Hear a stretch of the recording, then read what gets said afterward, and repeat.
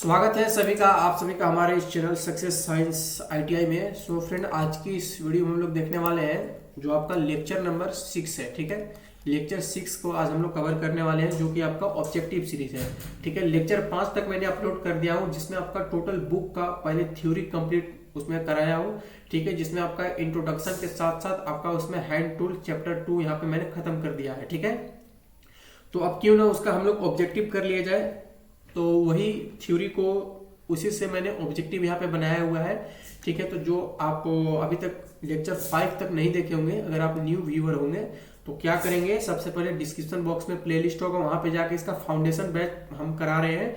तो अभी लेक्चर 5 यानी उसमें 2 चैप्टर को हम कंप्लीट कर दिए हैं। आप सेकेंड ईयर हो या फिर फर्स्ट ईयर फिटर से, टर्नर से, मशीनिस्ट से, आप जाके वहां वॉच कर सकते हैं। ठीक इसी तरीके से हम इलेक्ट्रीशियन का भी बैच लाने वाले हैं। पहले उसका टोटल बुक को पढ़ाऊंगा, उसके बाद उसमें से चैप्टर वाइज ऑब्जेक्टिव कराऊंगा। ठीक है, तो ये हमारा फिटर सीरीज का लेक्चर नंबर 6 आज हम यहाँ पे स्टार्ट करते हैं।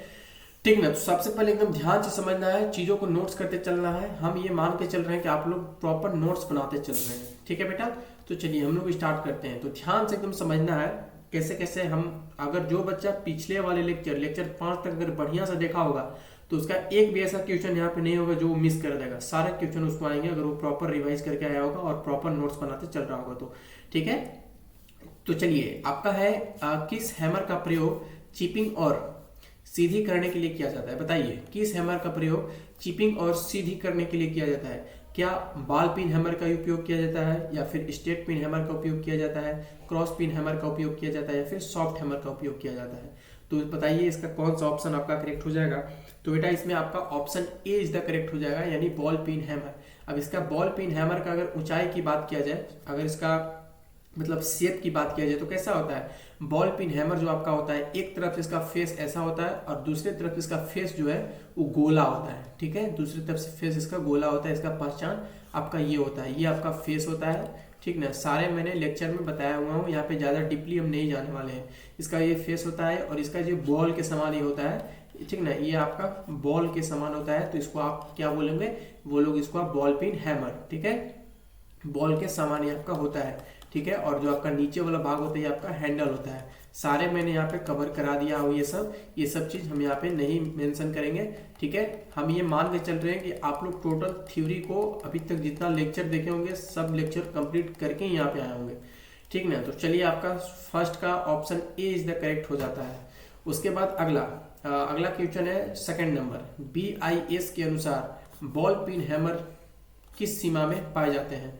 ठीक है, तो BIS के अनुसार बॉल पिन हैमर किस सीमा में पाए जाते हैं, तो आपका ऑप्शन दूसरा क्या हो जाएगा, दूसरा का डी हो जाएगा। ठीक है, दूसरा का डी यानी 0.1 kg से लेके आपका 0.9 kg के बीच में आपका ये पाया जाता है। जो हम लोग ITI में अमूमन यूज करते हैं वो 0.45 kg वाला यूज करते हैं। ठीक है, 0.45 kg वाला आपका यहाँ पे हम लोग यूज करते हैं। किसके लिए, ITI में ज्यादातर इसका यूज होता है।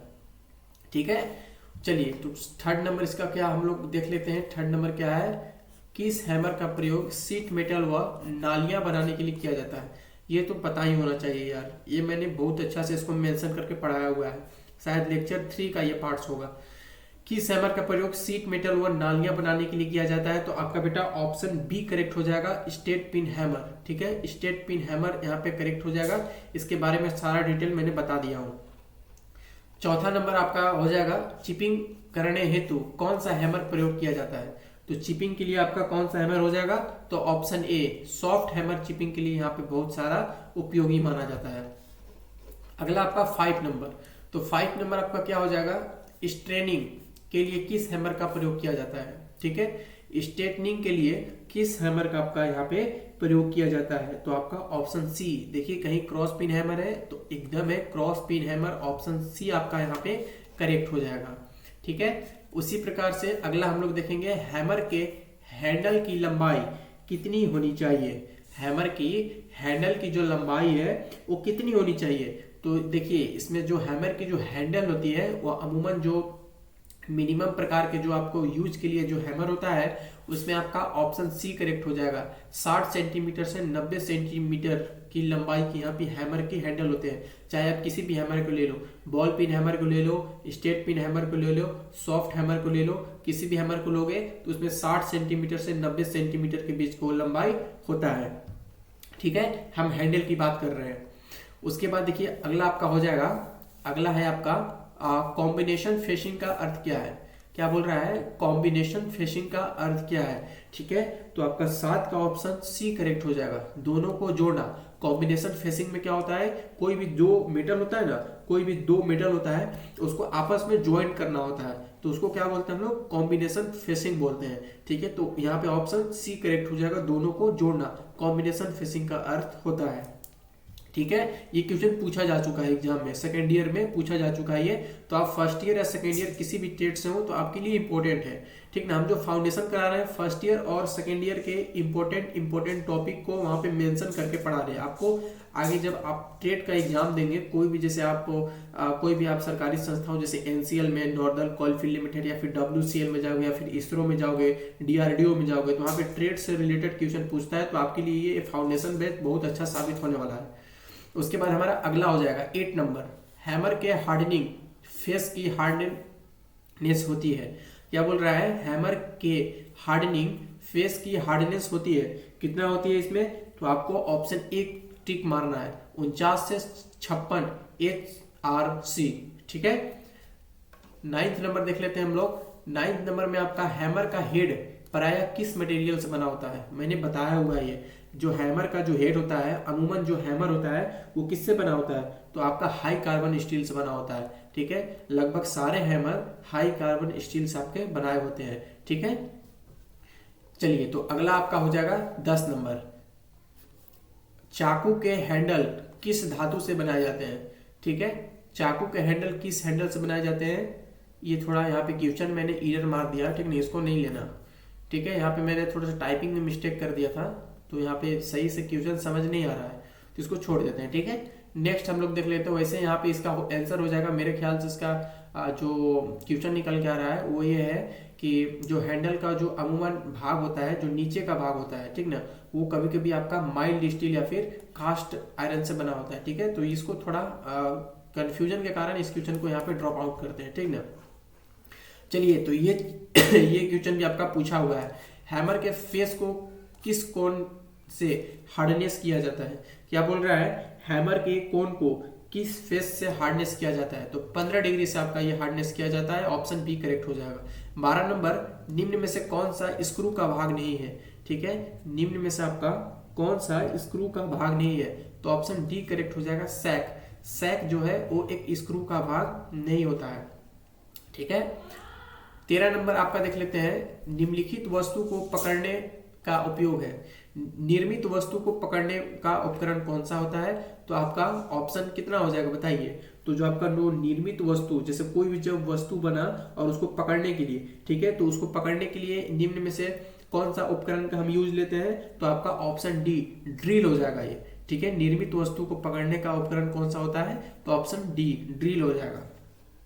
ठीक है, अगला आपका 14 नंबर, पेच को बाहरी धागे को क्या कहते हैं। पेच में जो बाहरी धागा होता है उसको क्या बोलते हैं, तो ऑप्शन सी हो जाएगा, ए और बी दोनों, यानी फीमेल थ्रेड भी बोला जाता है और मेल थ्रेड भी आपका यहाँ पे बोला जाता है। फीमेल और मेल से बॉय और गर्ल्स मत समझ लेना। ठीक है, ये पढ़ाई में इंक्लूड होता है। जो पेच का जो बाहरी धागा होता है ना, उसको जो मेल थ्रेड भी कहा जाता है और फीमेल थ्रेड भी कहा जाता है, यानी यहाँ पे ऑप्शन सी करेक्ट हो जाएगा, ए और बी दोनों।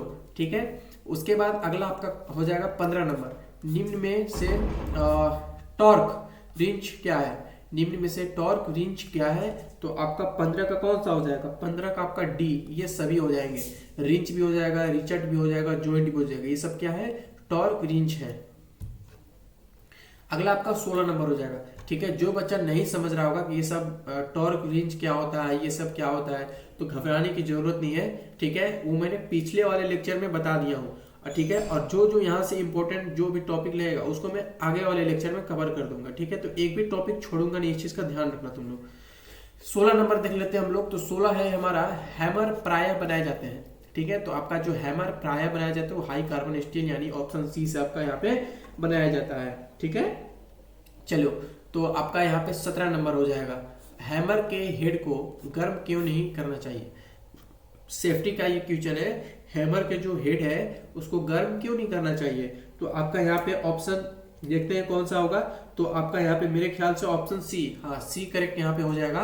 टूटने की संभावना रहती है, गर्म करोगे तो उसका जो मॉलिक्यूल्स होता है, जो हैमर को जो हार्डनेस देता है, वो गर्म करने से क्या होता है, वो उसका जो मतलब हार्डनेस कम होने लगता है, तो उसमें टूटने की संभावना बनी रहती है। तो इसीलिए हैमर को गर्म नहीं करना चाहिए। अगला आपका हो जाएगा 18 नंबर। क्या है 18 नंबर? जब वॉइस में काम करते समय उससे कोई पेंच या वस्तु गिर जाए तो हमें क्या करना चाहिए? तो देखिए, कार्बन स्टील की चाबियां दस्ताने पहनकर उठाएं, ठीक है, ऑप्शन ए हो जाएगा। उसके बाद बी में क्या है, कार्यशाला की झाड़ू से उठाएं। सी में पैरों से उठाएं। डी में झुककर हाथ से उठाएं। तो ये तो आप लोग अच्छे से जानते होंगे, ठीक ना। इसमें आपको ऑप्शन ही बता दिया कि आपको क्या करना चाहिए, तो ऑप्शन ए करेक्ट हो जाएगा, ठीक है। जब वॉइस में काम करते समय उसमें कोई पेंच या वस्तु गिर जाए तो क्या करना चाहिए हमको? तो हमको कार्बन स्टील की चाबियां या फिर दस्ताने पहनकर उठाएं, ठीक है। अब कोई पूछेगा बच्चा कि वॉइस क्या होता है सर, तो इसमें मैंने अच्छा से समझाया हुआ है। डिस्क्रिप्शन बॉक्स में प्लेलिस्ट होगा, वहां पे जाके वॉच कर लेना तुम लोग। 5 लेक्चर तक मैंने इसका चैप्टर 2 का फाउंडेशन करा दिया है। उसके बाद देखो अगला आपका क्या हो जाएगा, 19 नंबर देख लेते हैं। तो 19 नंबर में आपका हो जाएगा स्क्रू ड्राइवर क्या किया जाता है? स्क्रू ड्राइवर किया जाता है, किस लिए किया जाता है भाई, देख लेते हैं हम लोग। तो आपका ऑप्शन बी करेक्ट हो जाएगा। उसके ब्लेड के आकार और चौड़ाई के अनुसार किया जाता है, ठीक है। स्क्रू ड्राइवर किया जाता है उसके ब्लेड के आकार और चौड़ाई के अनुसार आपका यहाँ पे किया जाता है, ठीक है। चलिए 20 नंबर देख लेते हैं हम लोग। वाइस तथा वेंच वाइस के जो और एडजस्ट करने हेतु, क्योंकि वाइस तथा वेंच वाइस के जो और एडजस्ट करने हेतु क्योंकि किस लिए किया जाता है? तो आपका यहाँ पे 20 का आपका यहाँ पे हो जाएगा डी नंबर आपका करेक्ट हो जाएगा।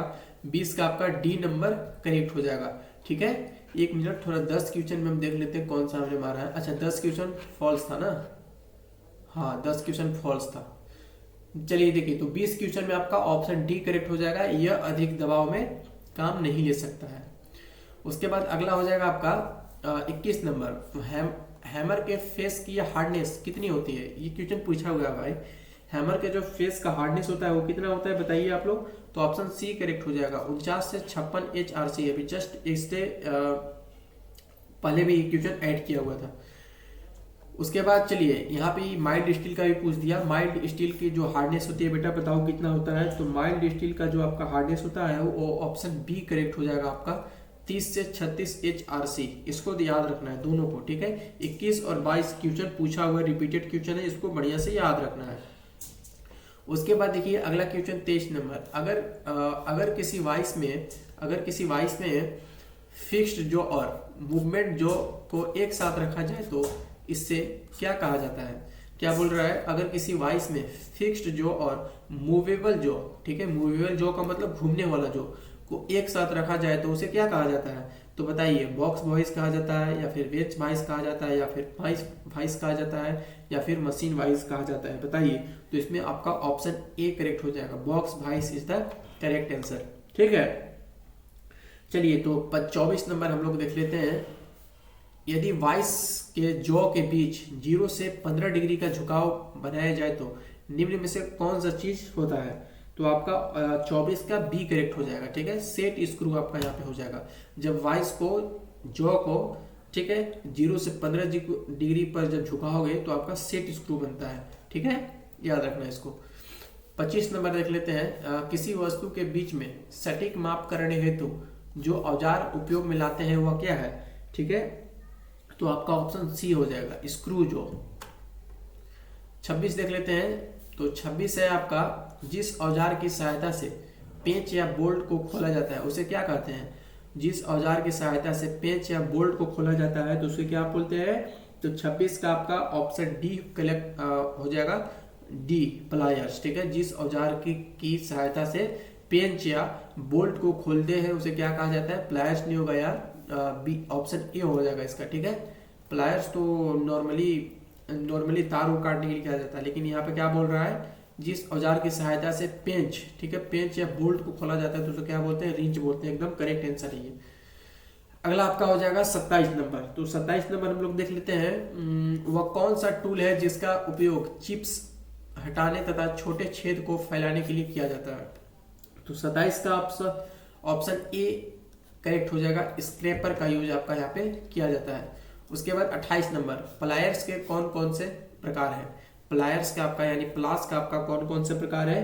तो 28 का आपका डी हो जाएगा करेक्ट सभी, यानी साइज कटिंग प्लायर्स भी हो जाएगा, नोज लॉन्ग नोज प्लायर्स हो जाएगा, फ्लैट नोज प्लायर्स हो जाएगा। प्लायर्स का मैंने साइड टाइप्स पढ़ाया हुआ है, उसके बाद इसका क्या यूज होता है और ये किस मटेरियल से बना होता है सब मैंने वहां पे बताया हुआ है लेक्चर में। उसके बाद 29 नंबर क्या हो जाएगा? पंचेस के कितने प्रकार होते हैं? तो पंचेस के आपका यहाँ पे आपका इसमें से हो जाएगा ये सभी प्रकार होते हैं, ठीक है। तो कौन कौन से हैं? तो आपका सेंटर पंच हो जाएगा, ड्रिफ्ट पंच हो जाएगा, ड्रिफ्ट पंच हो जाएगा, ड्रिफ्ट पिन हो जाएगा, लिंकिंग पंच हो जाएगा, ड्रिफ्ट पंच हो जाएगा, ठीक है। तो ये आपका सभी हो जाएगा। उसके बाद एक माइक्रोमीटर की रीडिंग क्या है? ये क्वेश्चन पूछा हुआ है। 30 में आपका हो जाएगा एक एक माइक्रोमीटर की आपका रीडिंग क्या है? तो आपका ऑप्शन ए हो जाएगा 0.001 mm। अगला आपका 31 नंबर। तो 31 नंबर आपका देख लेते हैं। हाँ, तो 31 नंबर है आपका कौन सा स्नैपर षटकोण आकार के हेड को पकड़ने हेतु जिसका सिरा 90 डिग्री के कोण में झुका दिया जाता है? तो आपका 31 का सही आंसर ऑप्शन ए हो जाएगा, पेनल रेंच। 32 नंबर देखते हैं, स्नैपर्स का साइज किस पर लिया जाता है? जो स्नैपर्स का जो साइज होता है वो किस पर लिया जाता है? तो याद रखना जबड़े की चौड़ाई पर लिया जाता है, ठीक है। 33 नंबर में देखते हैं, दोनों पायों के मध्य अधिकतम दूरी मापने के लिए निम्न में से कौन सी धातु प्रयोग की जाती है? क्या बोल रहा है? दोनों पायों के मध्य अधिकतम दूरी मापने के लिए निम्न में से कौन धातु प्रयोग में ली जाती है? इसमें से बताओ कौन सा धातु प्रयोग में आपका लिया जाता है? तो 33 का आपका ऑप्शन यहाँ पे डी करेक्ट हो जाएगा, carbon steel is the correct answer. अगला आपका 34 नंबर, सीट के किनारों को मोड़ने के लिए किस हैमर का उपयोग करेंगे? ये मैंने बताया हुआ अच्छे तरीके से, ठीक है। सीट के जो किनारों को मोड़ने के लिए किस हैमर का आप लोग यहाँ पे प्रयोग करोगे? तो 34 का आपका बी हो जाएगा, क्रॉस पिन हैमर, ठीक है, क्रॉस पिन हैमर। चलिए, तो यहाँ पे आपका 35 नंबर देख लेते हैं, हैमर के हेड को सही से बचाने हेतु किन किन सावधानियों को प्रयोग करते हैं? तो आपका 35 का डायरेक्ट आप हम आंसर बता देते हैं, यहाँ पे आपका बी करेक्ट हो जाएगा, ठीक है। फेस व पिन को हार्ड व टेम्पर करते हैं।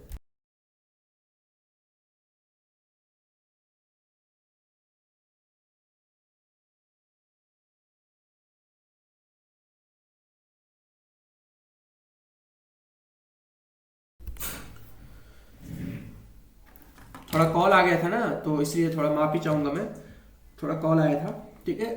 अब हम लोग पढ़ते हैं। तो 35 का आपका आंसर ऑप्शन बी करेक्ट हो जाएगा, फेस व पिन को हार्ड और टेम्पर करते हैं। अगला आपका हो जाएगा 36 नंबर। क्या बोल रहा है? जब किसी स्पैन पर एक फ्रैक्स हो जाता है तो उसे किस स्नैपर से खोला जाता है? तो आपका 36 का ऑप्शन डी करेक्ट हो जाएगा, ओपन एंड स्नैपर से, यानी जिसको स्लाई रिंच हम लोग अमूमन बोलते हैं गांव के भाषा में। 37 में देखते हैं, वाइसो में आप कौन कौन से प्रकार पाए जाते हैं? ठीक है, वाइस में यहाँ पे पूछ रहा है, वाइसो में आप कौन कौन से प्रकार पाए जाते हैं? तो आपका 37 का ऑप्शन ए हो जाएगा, साइड वाइस प्लायर आपका यहाँ पे पाए जाते हैं। देखो थोड़ा सा क्वेश्चन उटपटांग लग रहा होगा तुमको, ठीक है, पहली बार वीडियो देख रहे हो तो थोड़ा उटपटांग लग रहा होगा कि सर किस ऐसा टाइप का ऑब्जेक्टिव होता है, इसमें हमको कुछ वर्ड समझ में नहीं आ रहा है, क्या करें क्या नहीं। लेकिन प्रैक्टिस करोगे धीरे धीरे सब पता चलने लगेगा, सब समझ में आने लगेगा। एग्जाम में यही से क्वेश्चन पूछे जाते हैं, ये चीज ध्यान रखना। अभी मैं ऑब्जेक्टिव सीरीज भी लाने वाला हूँ कुछ दिन में, पहले कुछ फाउंडेशन हम लोग 2-3 चैप्टर कर लेते हैं, उसके बाद उसका ऑब्जेक्टिव सीरीज भी हम लोग कराऊंगे, जो आपके एग्जाम के लिए काफी हेल्पफुल रहेगा, ये चीज ध्यान रखना आप लोग। 38 में आपका हो जाएगा, देखना 38 नंबर में हो जाएगा, फ्लैट स्क्रू ड्राइवर किन धातुओं से बनाई जाती है? तो आपका 38 का जो सही आंसर डी हो जाएगा, हाई स्पीड स्टील से आपका यहाँ पे बनाया जाता है, ठीक है। चलिए, तो 39 नंबर देख लेते हैं, जब किसी छेद को बड़ा करना हो तो उसमें कौन सा ड्रिल प्रयोग करेंगे? जब किसी छेद को बड़ा करना हो तो उसमें कौन सा हम लोग ड्रिल का प्रयोग करेंगे?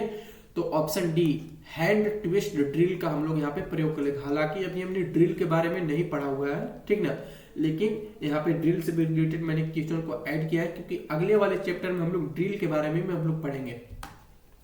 अगला हम लोग यहाँ पे देखो 40 नंबर, हैमर के ऊपरी भाग को फेस और निचले भाग को पिन कहते हैं, इन दोनों के बीच के भाग को क्या कहते हैं, ठीक है।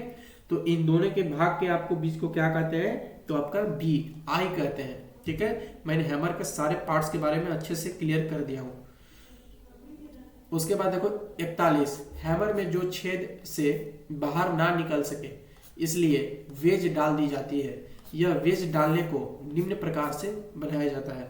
किस प्रकार से बनाया जाता है, तो आपका 41 का ऑप्शन ए करेक्ट हो जाएगा, आयताकार प्रकार से इसको बनाया जाता है।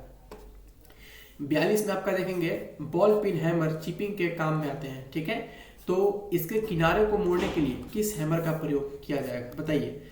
तो आपका 42 का जो सही आंसर होगा ऑप्शन सी करेक्ट होगा, क्लो हैमर का यहाँ पे उपयोग हम लोग करेंगे। 43 नंबर में क्या है, ये सब तो आम क्वेश्चन है, अगर नॉर्मल थोड़ा सा भी पढ़ लोगे तो ये सब बन जाएगा। जो जॉब को पकड़ने के लिए बेंच वॉइस में जॉ का प्रयोग किया जाता है, वह जॉब को पकड़ने के लिए किस प्रकार प्रयुक्त किया जाता है, बताइए। तो आपका जो 43 का सही आंसर होगा वो ऑप्शन सी होगा, यानी हार्ड जॉ का यहाँ पे प्रयुक्त किया जाता है, ठीक है। चलिए 44 नंबर देखते हैं, अस्थायी जॉब को पकड़ने के लिए सामान्यतः वॉइस का प्रयोग, ठीक है, सामान्यतः वॉइस का प्रयोग जो है किया जाता है। निम्नलिखित में से पकड़ने के लिए किस वॉइस का उपयोग होता है, ठीक है। तो आपका जो 44 का जो सही आंसर होगा बेटा वो आपका हो जाएगा ऑप्शन डी मशीनरी वेंच वॉइस, ठीक है। क्वेश्चन में फिर से पढ़ देता हूँ, अस्थायी जॉब को पकड़ने के लिए सामान्यतः वॉइस प्रयोग की जाती है, ठीक है, ठीक है। तो निम्नलिखित में से पकड़ने के लिए किस वॉइस का उपयोग किया जाता है, तो आपका यहाँ पे मशीनरी वॉइस, यहाँ पे मशीनरी वेंच वॉइस आपका यहाँ पे करेक्ट हो जाएगा, ठीक है। चलिए तो आपका यहाँ पे देखो थोड़ा थोड़ा क्वेश्चन मैंने क्या किया ना कि कहीं कहीं मिस्टेक कर दिया हो टाइपिंग में, ठीक है। तो उसको एरर नहीं समझना तुम लोग, ठीक है। मैं यहाँ पे जो मिस्टेक है उसको मैं कराऊंगा ही नहीं, ठीक है। मेरे से मानता हूँ कि टाइपिंग में थोड़ा मिस्टेक हुआ है, ठीक है ना, क्योंकि हिंदी टाइपिंग थोड़ा टफ होता है, उतना अच्छा टाइपिंग नहीं आता है। इसको टाइप करने में टोटल पीपीटी पता है कितना टाइम लगा है मेरे को, कम से कम 2.5 घंटा ले लिया उतना ही टाइपिंग करने में। तो अभी थोड़ा टाइपिंग वीक है, ठीक ना, थोड़ा थोड़ा टाइपिंग में एरर हो सकता है, इसके लिए अब हम खेद करते हैं। धीरे धीरे सब समय के साथ बदल जाएगा। अब जस्ट मैंने यूट्यूब पर पढ़ाना शुरू किया है और आप लोग एक विश्वास के साथ हमारे साथ जुड़ना, आपका एग्जाम तक हम बहुत अच्छा से सपोर्ट करने वाले हैं। और आगे भी कई सारे जॉब में जहाँ पे ट्रेड से रिलेटेड क्वेश्चन पूछे जाते हैं वहाँ भी आपको ये चैनल हेल्पफुल करेंगे। 45 नंबर देख लेते हैं, हैमर में जहाँ पर एक हेड के ऊपरी भाग में छेद रहता है, हेड को पकड़ने के लिए आप कौन सा लकड़ी, स्टील या एल्युमिनियम का उपयोग करते हैं, बताइए। तो यहाँ पे सबको पता होगा, ये 45 का ऑप्शन बी हो जाएगा, यानी आयताकार का हम लोग यहाँ पे प्रयोग करते हैं, या फिर गोलाकार भी कहीं कहीं होता है, ठीक है। चलिए 46 नंबर देख लेते हैं। 46 में हो जाएगा बेंच वाइस के जॉ के बॉडी किससे बनते हैं, तो 46 का आपका ऑप्शन ए करेक्ट हो जाएगा, माइल्ड स्टील आपका यहाँ पे करेक्ट हो जाएगा। 47 नंबर बॉल पिन हैमर में किस प्रकार के हेड का प्रयोग सिरों के शेप देने, हैंडल को आकार बनाने के लिए किया जाता है। तो आपका जो 47 का ऑप्शन, 47 का आपका यहाँ पे ऑप्शन ए करेक्ट हो जाएगा, ठीक है। हाँ 47 का आपका एक ही ए होगा, ए होगा। एक मिनट थोड़ा इसको हम अच्छे से देख लेते हैं, अपने समझ लेते हैं, ठीक है ना, थोड़ा कंफ्यूज लग रहा है। बॉल पिन हैमर में किस प्रकार की हेड का प्रयोग सिरों को शेप देने के लिए, ठीक है, हैंडल का आकार, हाँ ठीक है। बॉल पिन हैमर करेक्ट होगा इसका आंसर, ठीक ना। देखो गलती नहीं पढ़ाऊंगा, ये चीज का तुम लोग ध्यान रखना, जो पढ़ाऊंगा एकदम नहीं आता है तो समझा दूंगा कि बेटा भी मेरे को इसके बारे में अच्छा जानकारी नहीं है, हम इसको बारे में आपको अगले लेक्चर में बताएंगे, लेकिन गलत नहीं पढ़ाऊंगा, ये चीज ध्यान रखना, क्योंकि हमको मालूम है 1 नंबर से इंसान फेल भी होता है और पास भी होता है। 48 नंबर में देखना, वाइस जबड़े में पैरेलल जॉ लगाए जाते हैं, क्यों लगाए जाते हैं, तो आपका 48 का जो सही आंसर ऑप्शन डी करेक्ट हो जाएगा, यह अस्थाई वॉइस नहीं होता है। और आज का हमारा लास्ट क्वेश्चन है 49 नंबर, वेंच वॉइस किससे निर्मित किया जाता है, तो आपका ऑप्शन डी करेक्ट हो जाएगा, कास्ट आयरन से। ठीक है। तो आई होप आप लोग को ये वीडियो पसंद आया होगा, ठीक है। सक्सेस साइंस आईटीआई में आप सभी का स्वागत था। आप लोग एक सब्सक्राइबर और एक लाइक जरूर करना। यहाँ पे वीडियो बनाने में, अपलोड करने में, पीपीटी तैयार करने में बेटा बहुत ज़्यादा मेहनत लगती है। हम उम्मीद करके चलते हैं कि जैसे हम आप लोग का सपोर्ट कर रहे हैं, आप लोग भी हमारा सपोर्ट करेंगे, मात्र एक सब्सक्राइबर, एक शेयर और एक लाइक की वजह से, ठीक है। तो बेटा तो आज हम लोग लेक्चर 6 कंप्लीट कर लिए। कल हम लोग एक नए चैप्टर के साथ मिलेंगे, चैप्टर 3 के साथ। तब तक के लिए बाय बाय, टेक केयर, धन्यवाद।